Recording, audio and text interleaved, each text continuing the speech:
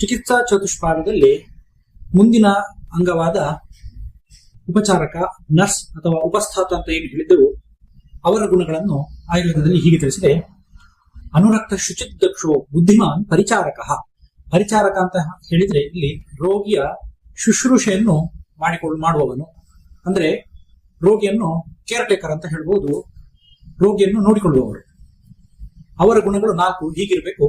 ಅನುರಕ್ತ ಶುಚಿದಕ್ಷೋ. ಅನುರಕ್ತ ಅಂತ ಹೇಳಿದ್ರೆ ರೋಗಿಯ ಮೇಲೆ ಪ್ರೀತಿ ಇರಬೇಕು ಅವರಿಗೆ. ಶುಚಿಹಿ ನೀಟ್ನೆಸ್, ಸ್ವಚ್ಛವಾಗಿರ್ಬೇಕು ಅವರು.